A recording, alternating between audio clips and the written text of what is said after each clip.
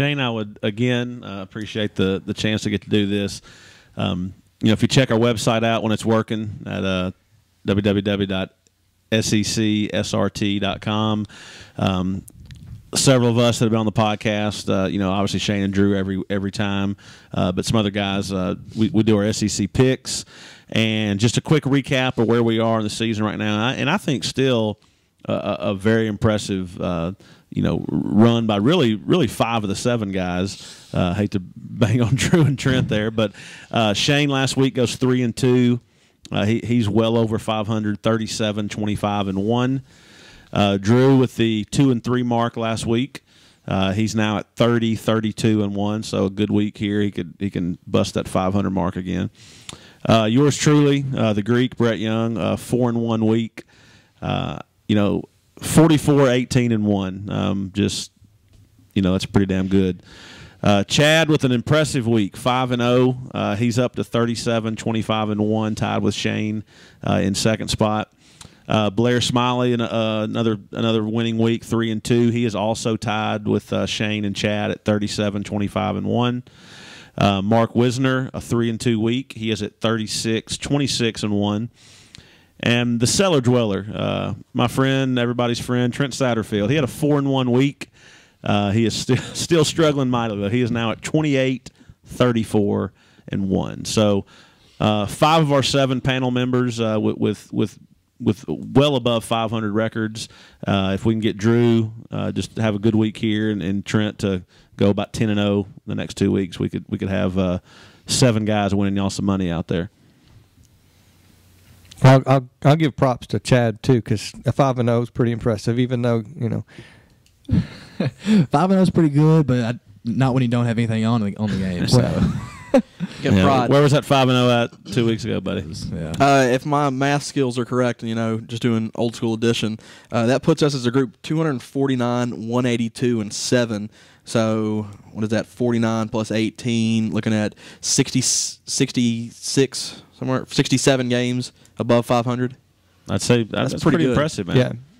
If we could just kick Drew and Trent out, we'd be well. Yeah, I mean, you say that, but I'm 2 games below 500. No, you've done fine, man. I mean, and I've had, and one of those games was we didn't have a spread. Shouldn't have counted. I picked Jacksonville to beat Kentucky. I mean, that was your own fault. You could have. And then for some reason, I thought what we were going to do is go find what the real spread was going to be. They never put one, and so we kept it as a pick 'em. Which I'll be honest, I just thought it'd be a closer game. Trying to be funny on the podcast, and it hurts me in this, and I get made fun of for it. Give yourself that win. You're 31, 31, and 1. Yeah, 31, 31, and 1. Man, 500, treading water. Yep.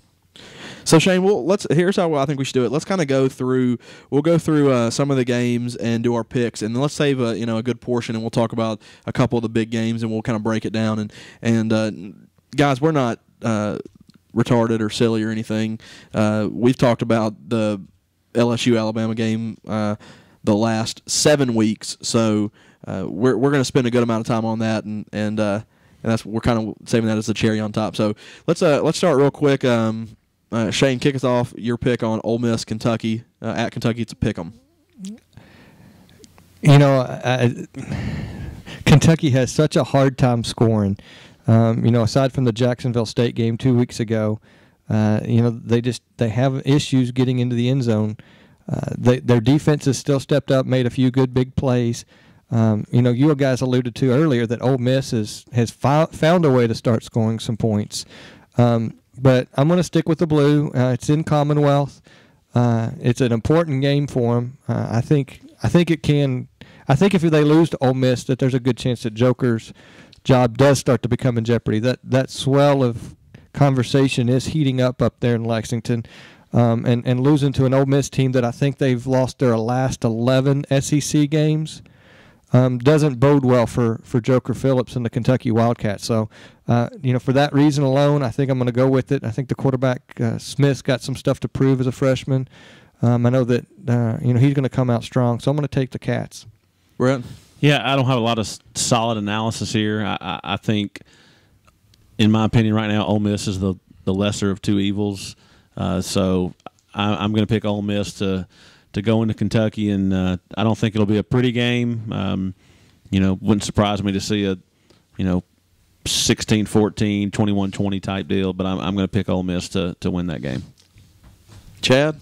I'm also going to take Ole Miss to win that game. I don't know what time the game starts. I don't know what channel it's on. But I think it's on PBS. High def though. Channel 8. And I know Shane was talking about Joker Phillips' job status. I watched a little bit of the Mississippi State game, and I don't know if their attendance. I don't know their attendance figures, but there was definitely a lot of. The official attendance was over 55,000, but they were definitely not. That's about like the Titans announcing their 198th straight sellout, and there with was a lot of about empty 35,000 people there. Yeah, I'm Sunday. guessing it was somewhere in the lower 40s, 42, 45, from everything I can understand. And that kickoff is going to be at 3:30. That's the ESPNU game. So. Tune in to that then. Drew, what do you got on that game? Who do you like? That's Eastern Standard Time. I'm taking Ole Miss. I think they're better than Kentucky. I think Kentucky's bad. I think Ole Miss is bad. I think Kentucky's a little worse. All right, let's go to the next game. I'm going to skip down to Georgia without all their running backs, playing at home against New Mexico State. Georgia minus 33. Brett? I'm picking New Mexico State. I like the 33 points, and I have no clue about them. I know they're awful. I know we've joked about it. I think it's got to hurt you a little bit when you jump from your best running back to your fourth or fifth best. So I think Georgia wins the game handily, but I think New Mexico State covers. I'm going to take New Mexico State as well for the simple fact that I like Mark Richt, but I hate his defensive coordinator, so that's really the only reason I'm picking New Mexico State. I want to be different. I got to try to make the comeback. I'm going to pass Brett somehow. I'm only 14 games behind, so we got to chip away one at a time. I'm taking Georgia. I think they're going to have to throw the ball more so they don't have running backs. And when you're playing a bad team and you're throwing the ball more, I think you're going to score more points. It actually helps them. Georgia, big time. I agree. I'm going this side of the table's in agreement. I think Georgia's, like you said, going to have to air it out. It's going to be a great game for Aaron Murray to really work on his accuracy and get some short dumps. And I've always been a fan of the short dumps, guys. I like long dumps. Long dumps too. Or dump the ball off short, whatever it's going to take. I hope there's a Porta John or something close by if that's the case. But you see that happen all the time. In that West Coast spread offense, though, that you don't have to have a running game to be very successful and put up a lot of points. This portion of the SEC SRT podcast brought to you by Cracked Magazine. All right. We just named our podcast. We kicked off with you, Brett. Let's go.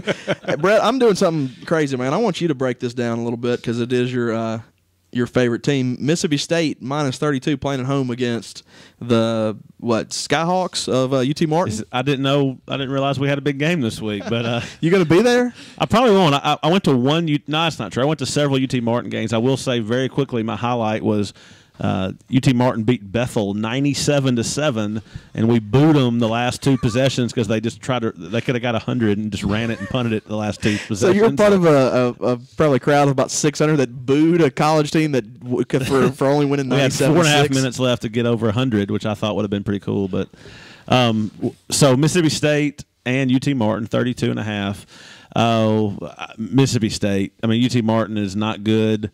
Shout out to Tyler Eady, former Smyrna Bulldog, who I believe starts somewhere on the offensive line.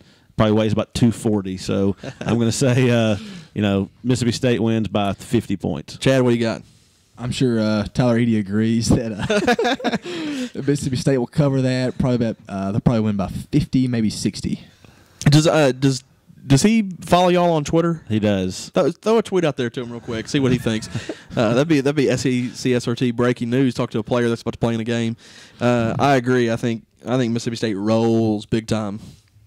I'm in agreement as well. I don't think there's a lot of discussion needs to be done. Where'd you get that spread, by the way? Isn't that a 1 AA game? I think Shane made it up. All right. I like it. Let's go to Chad. Start us off with Florida playing at home against Vandy. They're 9.5-point favorites. I'm definitely taking the Commodores. I'm not going to go out on a limb like I did last week and book that Vanderbilt was going to beat Arkansas, but I do think they cover the 9.5, and I wouldn't be surprised if they won the game. This is horrible, man. I actually do. I root for them. I actually got mad at the TV when not at the TV, but I was mad in front of the TV when they lost that game last week against Arkansas. But I'm taking Florida. I've watched too many Vandy games, and I'm going to take the Gators. John Brantley lights them up. You know, it is at the Swamp, and that's what scares me. I mean, it's always, even though it's a banged up Florida, and they're still not a team that you think of when you think of Florida football. It's still a tough place to play down there in Gainesville. But I'm going to get on the Doors bandwagon and think that they can pull a little magic out. I don't know if they can get the win, but I think they'll cover the spread. So I'm going to take your Doors. Thank you, Shane. All right. Well, I'm going to balance it out. No, man, I need you to pick the other way. I can. I picked them on my sheet for the week. I hope I'm wrong. You know, for Chad's sake, for sure. For Vandy fans out there, I just think I think Vandy's due for kind of a letdown. Chad doesn't agree. I just think I still think Florida's a decent team. I mean, they've got too much talent. The 4 games they've lost have come against 4 good teams. They're not losing just to goofballs out there. So if it was 14, I'd really think about it. But I just don't think 9.5 is enough points. And again, Chad, I will be cheering for Vandy. I hope they win, but I think Florida covers that. And honestly, I think it's a letdown week for Vandy. I think it's a 21-point game. The 11:21 start time is an advantage for the Doors. Yep, Vandy comes out early and plays well. Why is that? They eat good breakfast. It's easier to play during the day at the Swamp than it is at night. Plus, Florida's a big-time party school. Hopefully, they'll be partying all night. I love when people say stuff like that. Man, we got them early. I hope they're partying late. I mean, I think they party late all the time, and I don't think it makes a difference. Definitely think it makes a difference. Except for Arkansas. Arkansas doesn't play good early. All right. Now, I mean, let me say one thing real quick about that. I mean, could Florida also be in a letdown mode? Because after last week's loss, I mean, their chances of winning the East is pretty much gone for. So they don't have a whole lot to play for except maybe the Music City Bowl or the Liberty Bowl. You know, how many games is Florida on a four-game losing streak? Right, they're 4-4. Or they're 4-4, and I think they're on a 4-game losing streak. Right, correct. I mean, yeah, I don't look at who they've lost to. Yeah, you know, they've lost to Georgia. They've lost to LSU, Alabama, and who else? Anyone? Bueller. I'm looking it up. I don't know. They've lost. It wasn't a clown Auburn? team. Did they lose to Auburn at Auburn? I don't know. We're just throwing straws out there. That sounds right. But regardless, I think both teams are. You know, I don't disagree with what Shane's saying. I just think it comes down to where you got 2 teams without a ton to play for right now, and I just think Florida's a better team. Well, but Vandy's got a bowl game to play for, and even a Music City Bowl for Vandy is a big deal. True, but I just don't think. I mean, a Liberty Bowl or a Papa John's Bowl or, you know, the Great West Bowl or whatever it is. I mean, they'll take anything. You're going down to Florida. You're not going to Ole Miss. You're not going to Kentucky. I think it's asking a lot of them to go down there and win that game. We believe. Yeah, and I don't think. I mean, I think you can say what you will about this coaching staff at Vanderbilt. They get ready to play. You know, Elon. You know, they were up for that Army game. I didn't think they were going to be as good. You know, I bet against them in that Army game in Vegas, and that didn't turn out too good for me. But no, I think that I understand the whole letdown game. I think they might. I think the only chance it's a letdown, not because Florida thinks they've got Vanderbilt and they can beat them. I think it's because they got up so much for that Georgia game and lost. You know, I don't think it's going to be a letdown. I think that Florida's going to win the game. Let's jump over to Tennessee. Tennessee's playing at home. Finally get a little reprieve from their schedule. They're also on are they on a 4-game losing streak, Brett? They lost every game in October, didn't they? Yes, but I mean every game in October was against Georgia, South Carolina, LSU, and Alabama. Yeah, so they beat Buffalo to go 3-1 actually on October 1st. So I guess they did win 1 game in October, but can't shut us out in October, baby. They then lost 4 in a row. And they start off their November schedule with MTSU. They are 20.5 point favorites in that game. I think they roll in this game. Worley's going to get the start at quarterback again, and Tennessee has to watch out for the one thing I think they need to watch out for is MTSU has a pretty good passing attack. I know that the quarterback, you know his name off the top of your head, Chad? Gilmore, something like that. Yeah, it's Gilmore, something like that. He threw for 400 yards in the Kilgore, something like that.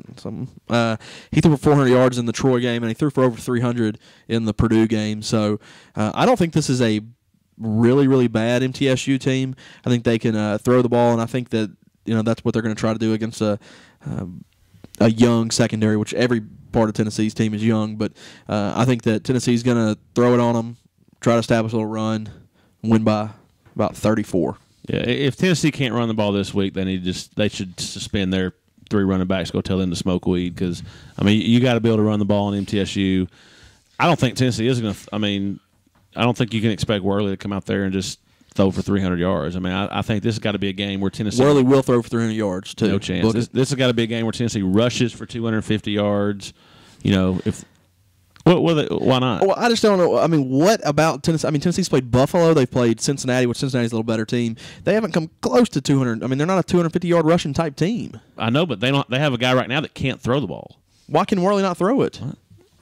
He made good passes. They were playing. He made one good pass. Rick Rogers dropped it, which is another thing we could talk about. But honestly, if I wasn't a big Tennessee fan, I'd pick MTSU to cover. I just think Tennessee's terrible right now. I've lost my patience with them. Yes, they're losing to teams that are better than them, but I know that I'm just going backwards in time. I'm ready for the team that won 10 games every year, not the team that hoped to go to the friggin' Music City Bowl. But good news for you as far as Worley being bad at quarterback, as you say. Dooley's already said that, or has proven that he's not afraid to pull him. So, if it's getting to that situation, you're going to throw Sims back in there? I think they're both awful. I think that's why they've got to run for 250 yards. I'm pulling up Twitter from. No, I was jokingly ripping Worley. Said I was done with him after the first 2 drives, and you're sitting there going, Worley might be pretty good, man. I think we got something here. Worley made a couple nice passes. Was it the interception on the goal line, or was it the? I don't know. I think I've just gotten a little cynical here. Watching ineptitude at Tennessee, and you shake your head, but is Worley for Heisman next year now? No, I don't think he's going to play next year. I think there will be a Heisman Trophy wearing the big orange next year, and it's Tyler Bray. I think that y'all can laugh all you want, but if y'all don't think Tyler Bray's a good quarterback, you're crazy. Tennessee wins, Tennessee covers, but they're still not very good. Worley throws for 300. Shane, what do you think? What's the spread again? I was looking up the. Does it matter, Shane? We know you're picking, right?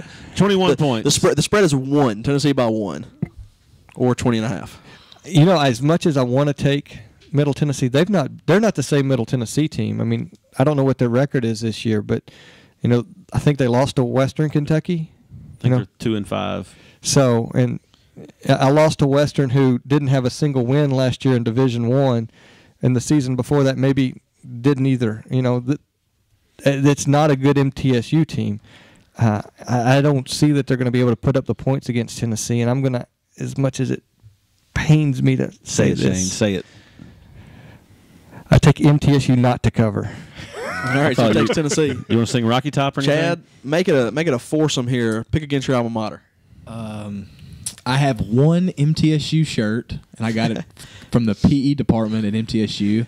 And Saturday night, I will be wearing that PE shirt, going crazy for the Big Blue. MTSU covers. I think it's going to be a lot closer than any of you people think. Tennessee will win the game, but it'll be closer.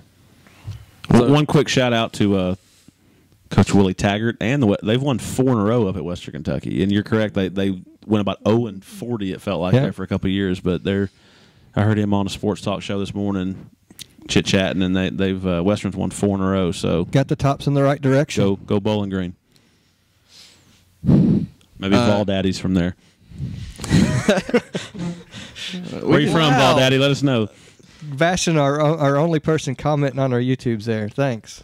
I love that guy. So maybe he lives there. All right.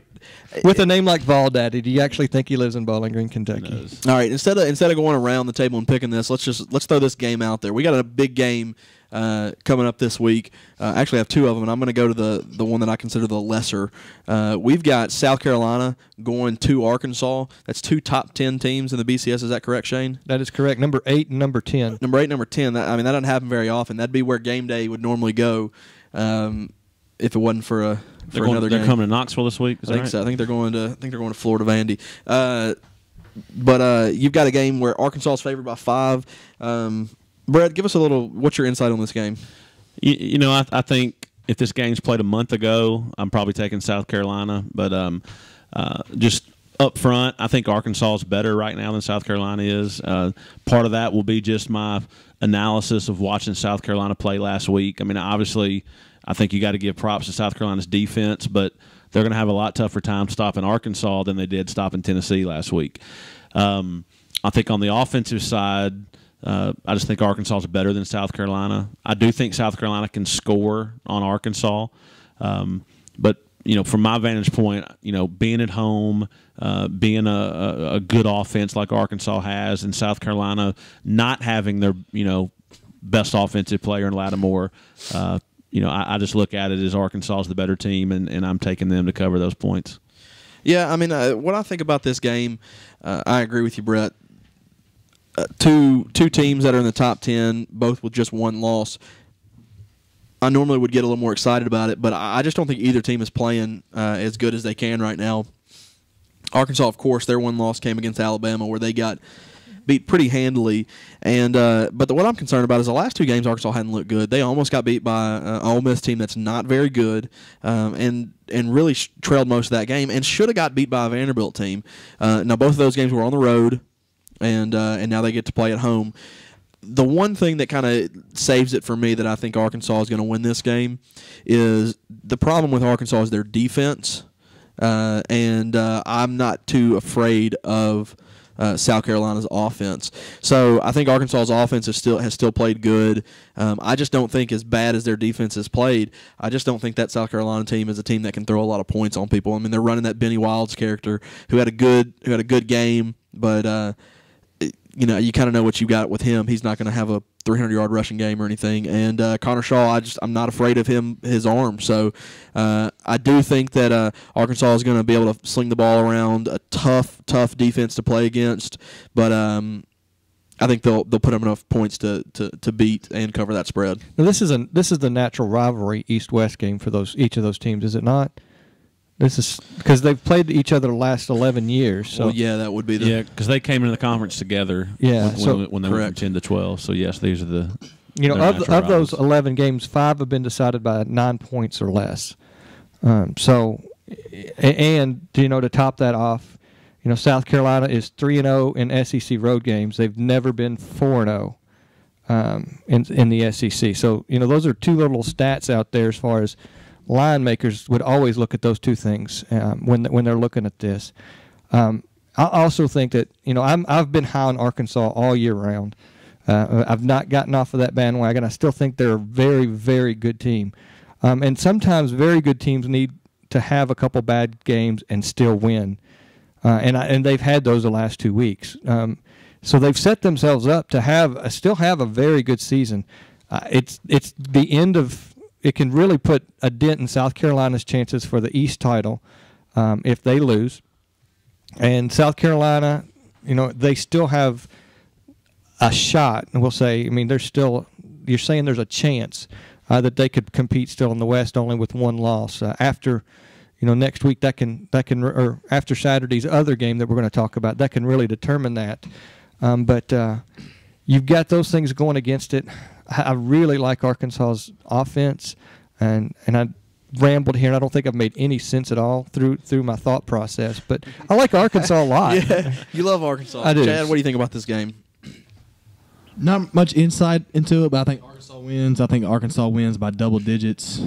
I know I saw Arkansas should have lost last week to Vandy, but then I watched South Carolina play Saturday night, and I was just definitely not impressed with them. So I think Arkansas being at home wins that game, wins it by 10. One thing I want to say that just real quick, I think I don't help Shane's points the right thing, but I think echo Shane's points. Good teams find ways to win games when they don't play well. Yeah, and exactly. And I would agree that the last 2 weeks, Arkansas struggled against Ole Miss. Struggled against Vandy, even though you got to give credit to both those teams for making them struggle. But when it got down to it, they won 2 SEC games on the road. Yeah. And good teams sometimes have to. You take those wins and on the road in the SEC. I don't care who you're playing, you'll take them and you go on home. So the worst team in the SEC is still a tough battle on the road. Absolutely. So I think you got to give Arkansas credit for winning both those games the last 2 weeks when they weren't playing their best. Guys, I think this game probably deserves a little more time, but I don't know about you guys, but I'm done talking about anything else.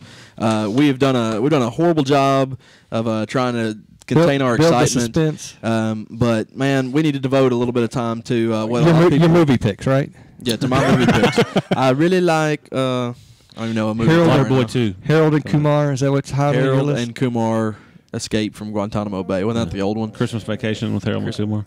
Christmas Vacation's a good movie. And Clark Griswold. All right, hey, enough of this, man. Game of the century coming up, and it's really one of the biggest games I can remember. The only other game, when I think back, Florida State in '96. You remember that their first game, 1-2, and they actually played again for the championship. I'm sure there's going to be plenty of others, 1 versus 2, that have happened. The Alabama-Florida game in the SEC championship a couple years ago when Tebow was a senior. They were both undefeated. That was a huge game. And right now we've got the undisputed number 1 team in the country and the undisputed number 1A team in the country. Alabama, LSU, 2 undefeated teams, both of them just head and shoulders above everybody they've played so far. LSU anybody within double digits still?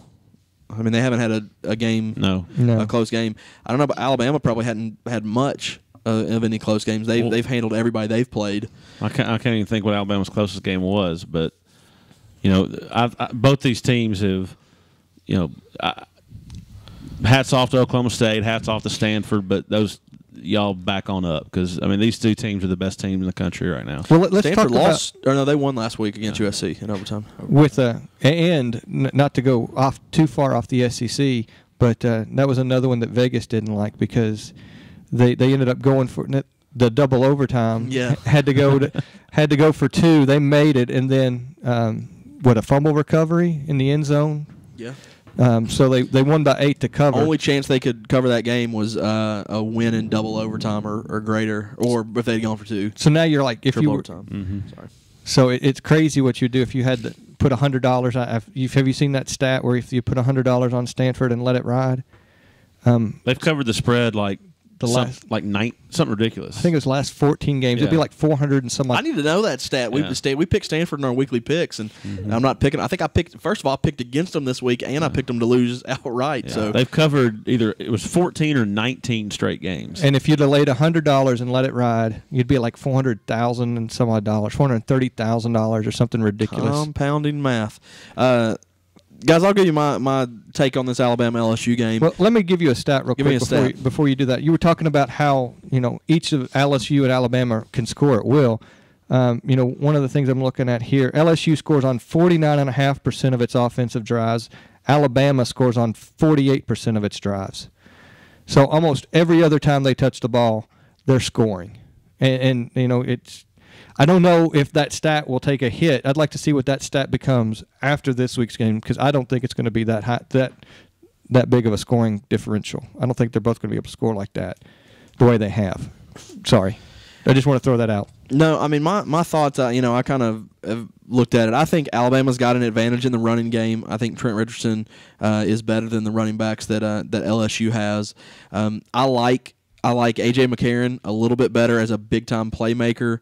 As far as a playmaker over Jared Lee, it's tough. I think that the athletics edge, when you talk about like athletic plays and having like that Reuben Randall or what's the Jordan Jefferson, maybe coming in and running the ball. I think LSU has the advantage. You look at defense. I think they're pretty similar. on defense. So what I have to break this down to is I think Nick Saban's a better coach. I think that playing at home is going to be big for Alabama, and I think Alabama's a little bit better than LSU. So my pick in this game, and I'm going to reserve the right to change this. I mean, we can put it on the website. I think Alabama's going to win that game. I think it's a 3.5 point spread, but I'm throwing spreads out the window when we're picking this game. I'm taking Alabama. I think it's going to be a good game, but I think. And this is one of those things I could be completely wrong, but I think Alabama's going to win that. I think they have a little more talent overall and a little better coaching than LSU.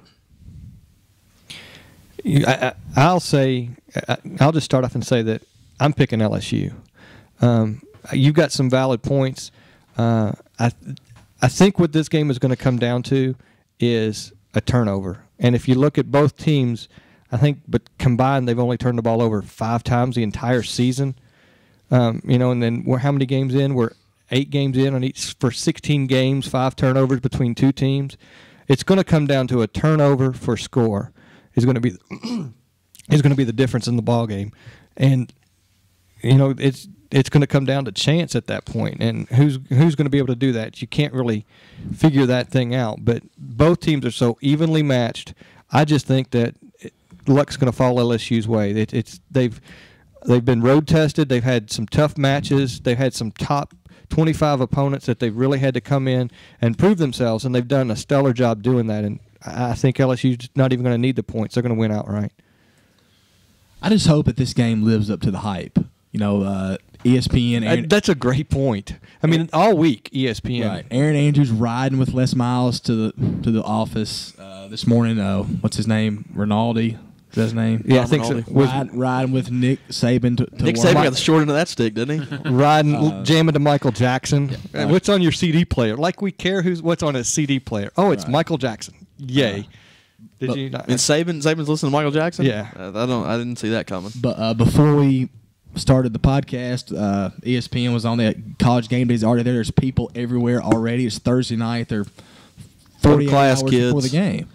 I think I agree with Shane about the game is going to come down to turnovers. Which quarterback is going to be smart enough to throw the ball away instead of trying to fit it somewhere where they can't make the throw. I think LSU is a lot faster on defense, just with their linebackers and secondary. I think they got a little bit of advantage in the punt return game with the what's his name, the Matthew Honey Badger, yeah.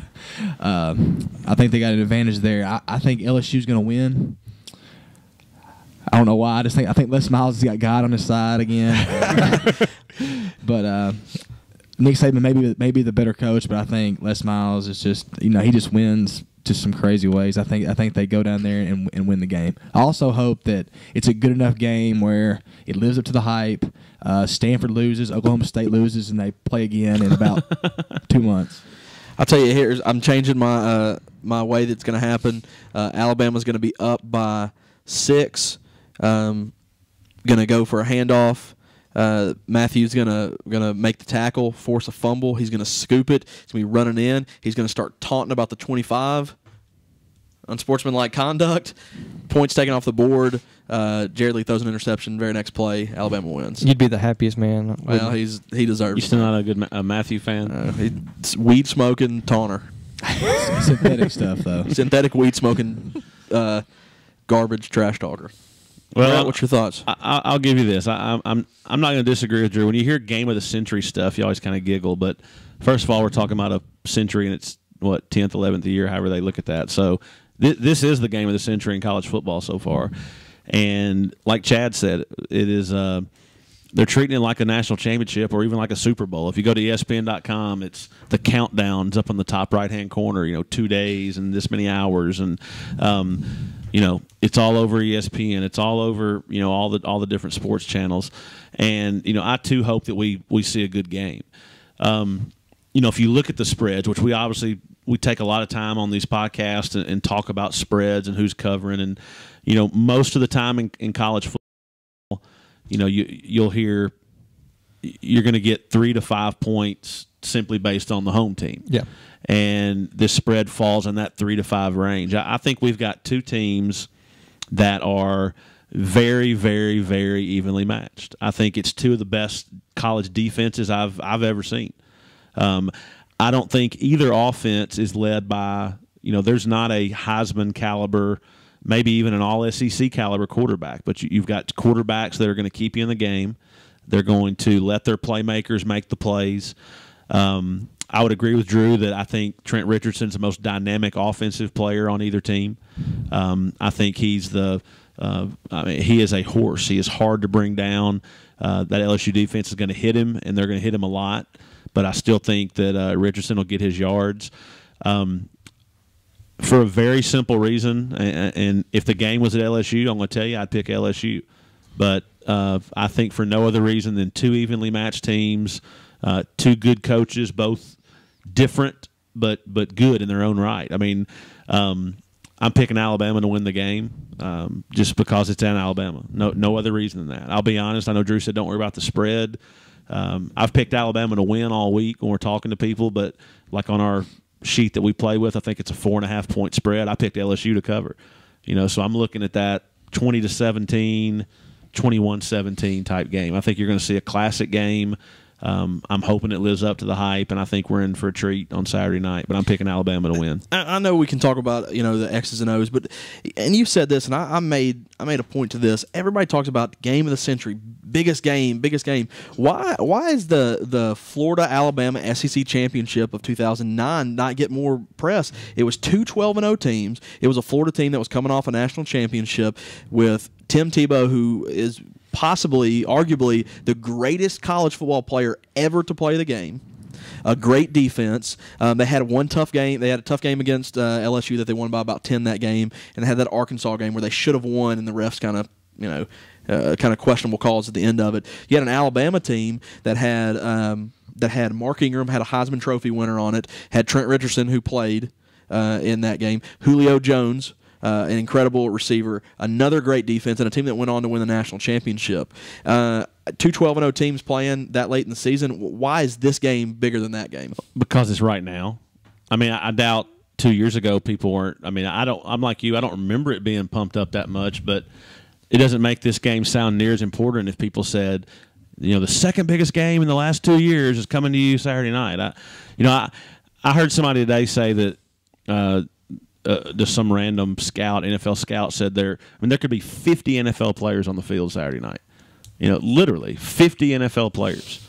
I mean, that's ridiculous. Also, could it be the simple fact that I don't think either team was expected at the beginning of the season to compete for the national championship, were they? I mean, I think that you threw them in the mix. Definitely Alabama, just because of their pedigree, but from day one they weren't a dominant preseason favorite. 2 years ago or this year? This year. 2 years ago, Florida was. They had the highest percentage of #1 votes preseason of any team in the history of the game. In 2009? But this year, no. I mean, it's kind of up in the air. It was Oregon. A lot of people thought Oregon. A lot of people thought Oklahoma. And see, that's one difference. Is this year, I mean, everybody thought that it was going to be LSU or Alabama to compete for the national championship from day one of preseason. Of spring camp, that was the talk. So from the beginning, everybody was talking about these two teams are the teams to beat in the SEC and in the country. And I don't think you had that conversation back in 2009. Now, whether that makes this game more important or not, to go 12-0 in the SEC, regardless if you're playing in the East or West, is an unbelievable feat.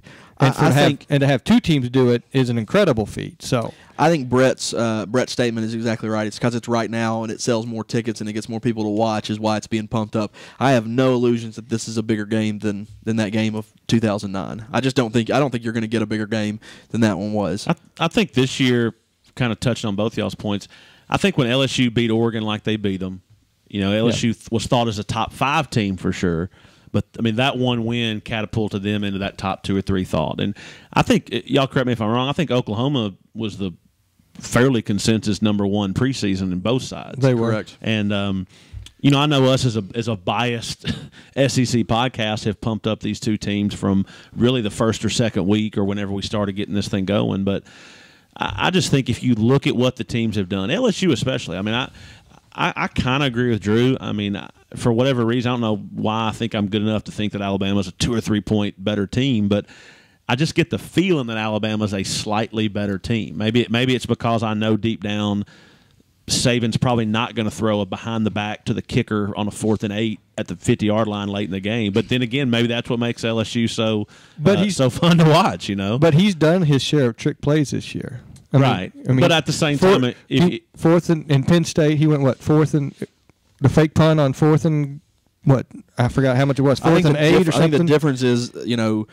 Alabama's doing that against Penn State, where that game was never just really in that was trouble. Early, and LSU is doing it against Florida to kick a tying field goal in the 4th quarter, and instead throws it over his head and bounces it to a kicker. Yeah, but that was early in the 2nd quarter, and that momentum shifted for Alabama after that game. It was still pretty close. I mean, Penn State was hanging with them, and I think that was a big momentum shift in that game. I think if Alabama, I can't remember which game, but they did it again just a couple weeks ago in an SEC opponent, and the tide shifted then, and they went for it on 4th down with a trick play. If Alabama played Penn State 75 times, Alabama would beat Penn State 75 times. So yeah, I understand what you're saying. At that moment, it was probably a big momentum shifter, but I don't think Nick Saban's felt the pressure of like, man, we got to get this play or we're in trouble for this game. Yeah, I touch on those points. I don't think Saban is, I don't know if conservative is the right word. He's probably not as conservative as most people think he is. I would agree, Shane. He's done some, going for it on some 4th downs when you don't think you should. But I think when you put him in there with Les Miles, who we can quickly come up with probably 4 or 5 just where you're going, what are you doing type plays, and hell, they all work. I mean, he does these ridiculous, just stupid. I mean, I just call them stupid plays sometimes, stupid concepts. You know, it's still hard for me as a Tennessee fan, even though he got away with it, to just, I mean, that year where he had about 3 games of just unbelievably mismanagement of the clock. You know, was that 2 years ago? They literally were talking about firing him. I mean, you know, just he's a moron. He's going, and now I'm let him go to Michigan. He can. He's the governor of Louisiana if he wants to be. So, I don't think Saban's going to be just so straight laced. I guess my point would be, if I had to bet on who's going to make the first, wow, that was a gutsy call, I think it's going to be LSU. I do think LSU's got to do. I think they're going to have to make some type of, I don't know if it's a trick play, I don't know if it's a block punt. I think they're going to have to force some type of play you don't see every day. Whereas I feel like if you just line up, smash at each other, I just think Alabama's a slightly better team. And if you were going to say who's going to make the first, wow, that was a stupid play, I think I'd pick LSU as well. Right, me too, yeah. So maybe it just comes down to when the stupid call happens, does it work or not? Well, we'll know in a little less than 48 hours. I mean, pretty close to that. By now, it's going to be the game's wrapped. So by the time, thank you to CBS and the SEC for figuring a way to get this game on prime time. I think that's important. It's huge. I didn't want, I think it loses a little luster if it's a 2:30 game. Is this still going to be Vern Lundquist and Gary Danielson? Yeah. So we get Gary Danielson and then a decrepit guy his that probably best job ever was the announcer in Happy Gilmore. Correct. So I like old Vern. You're high on Vern, aren't you? I think he was good about 15 to 20 years ago. He's gonna call somebody the wrong name. The over/under is 4.5. So how cool would it be if Gus Johnson was announcing that? It'd be unbelievable. Down the sideline, the first play of the game. No doubt. Well, as we close at every SEC Sports Roundtable, we'll just throw it around the room, open mic, whatever's on your mind. Drew, sounds like you want to start off? I'll jump off, man. I'm excited about this game. I want to give a quick Vegas recap. I'm not going to get into any detailed stories or anything. But no sordid details, right? No, can't do that. But stayed at the Mirage, had a good time. I want to say thank you to one of our other podcasters, Dean Fulton, hooked it up. He's the big wig with us. Got us some comped room and some free meals. It was wonderful. I want to tout myself. I had a heck of a time at the Pie Gal tables. Did pretty good there. Craps tables, I was up a little bit. And at the roulette wheel, which is a sucker bet most of the time, I got it done at roulette. I was the only one to kind of get it done at roulette. My sports betting was pretty good. I came out, with the plane ticket, the room, the food. I actually made money on a 5-day trip. Is it a 5-day? About a 4 or 5 day trip. Came out up money. I came home with more than I left with. Didn't win a lot, but that's not the kind of gambler I am. I just try to do it for more entertainment. Shout out to Chad Caldwell and another one of our buddies, John Mooneyham. They defended America's pride and won a beer pong game against the Germans.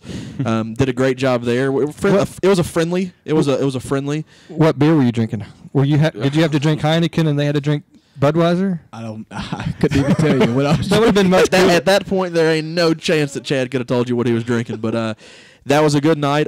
Shout out to O'Shea's. It's a little joint that we hear is going to be demolished by next June. Outdoor casino, wonderful place. But had a great time. Missed you guys on the podcast, but I hope to do it again next year.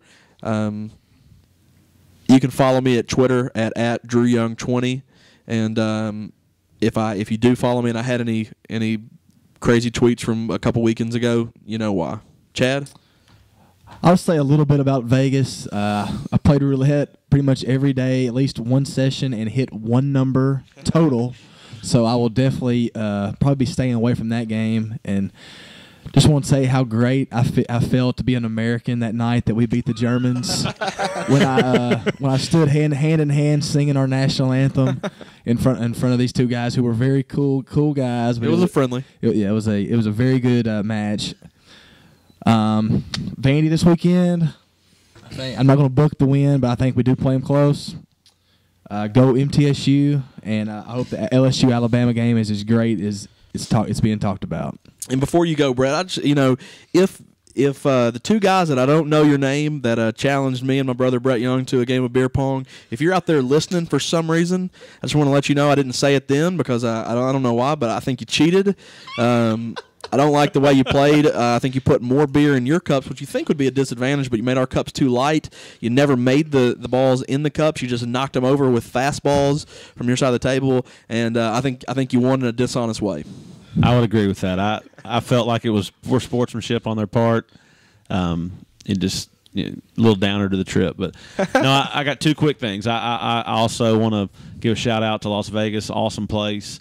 If I'd have brought an axe and just chopped every roulette table, I'd have come out of there up about $2,000 probably. But that was really the only thing that put me under gambling wise. Sir, what's this carry-on you got here? That's an axe. What for? We'll chop some roulette tables. I mean, go ahead. Or a hammer or something, because I mean, I literally. I don't know how many times I'm like Chad. I don't know how many times I've cashed into roulette, but I never cashed out one time. And whatever I put in roulette, I lost. So, but my last thing is, as you watch the LSU Alabama game, you can find that now on Comcast thanks to their new channel lineup. I believe at 1005, which we were talking about earlier. I just don't understand the need to confuse everybody with these just ridiculous channels. Me and Drew were talking about the good old days when I remember the first time my dad even brought a cable box in and said, "Hey, we got cable," which I'm not even sure I knew what it meant, but I knew it was a dial that had 2 through 36. And we progressed. You get in trouble for turning it too quick. Yeah, if you turn it too quick, he thought I was going to break it for some reason. Well, then we progressed to the digital cable box that went up to 99, I believe. And 99 was the Spanish soap operas. Right, and the greatest invention ever, the descrambler. Hopefully you can't do the cheater box. Wouldn't be Double Jeopardy now, but whatever it would be, because we had every descrambler you could possibly have. Country Young, we heard on a podcast that you used to have a descrambler. You're Me and Drew saw the first about 17 WrestleManias and every good boxing match, and I think the descrambler was $100, and those things were about $50 a piece. But and the Playboy channel, I believe that was that on there? I don't remember watching that. Yeah, I'm sure. No, you always had to change it off of channel 75 at the end of the night so people didn't know you were on it. But no, now we've gone from the ease of 36 to 99 to when they went up in the hundreds and was terrible that messed up the descramblers. Well, now we've got.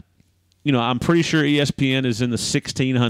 1605. If you want to watch HBO, you got to go to 1900s. There's about 900 channels of just random music. I mean, if you want to hear, I'm sure, Thanksgiving music, it's on some channel in the 400s. Thanksgiving music. So I just want to say thanks, Comcast. You basically just My wife, I get so mad at her when she's watching on a high-def TV and it's on the regular channel, but she she can't keep up with what channel she's on, and I just think we're wasting. I don't have 2,000 channels, but yet I have to go through 2,000 channels. So what I wish Comcast would do, and they do this on some channels, is when you flip over to it, it says watch in HD, and if you hit the enter button, but there's a lot of channels that still doesn't show up on. Shane, clearly your wife does the same thing. Oh my gosh. And mine does too. And she's actually here at the house. And if she was walking around, I'd get her to come on the podcast because I don't know why she does it. She just doesn't care. Chad, does Ashley do that? I couldn't tell you. I wouldn't even listen. Well, he's already checked out, folks. He is checked out, laid back, looking for a brownie. This man does she watch HD on your HD TV? Does she watch non-HD channels? Well, we got direct TV, so okay. Everything's probably our standard definition channels are hidden, so she can just watch HD. Oh, that's smart, man. I might make the jump too. So as I wrap that up, I just want to say thanks, Comcast, for making TV watching even more difficult. Well, that's going to about do the roundtable. I got a second or third. You guys, it's a long podcast. I think we're getting close to a record, but we're not there yet, so we're going to keep talking. I just hope that this is the game that everybody says it's going to be. I don't want to sit down. My whole Saturday night's blocked off. It's going to be in front of the TV, going to be able to watch football. But the last thing I want to see happen is it to be a blowout. And I really don't see how that can happen with each team as good as it is. But you never know. That's why they play them every week. But I'm looking forward to a really, really competitive game and a lot to talk about next week on next week's podcast as we recap how great the game was. So, with that, you can always find us on secsrt.com. or on Facebook at SEC Sports Roundtable. Twitter is SECSRT.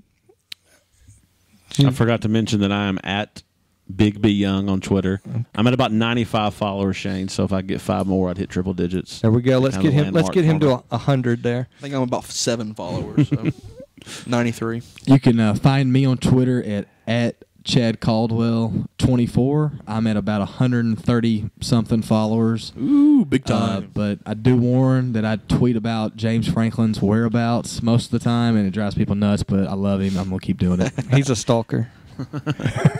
You can find me personally at P. Shane Bailey. And of course, the roundtable is at SECSRT. I do want to thank everyone for listening in. We don't throw that out enough, but we do this because we love it. You guys listen because apparently we must entertain you in some way, shape, or form, and we want to thank you for that. Especially if you're still listening in this late into the podcast, we want to thank you for doing that.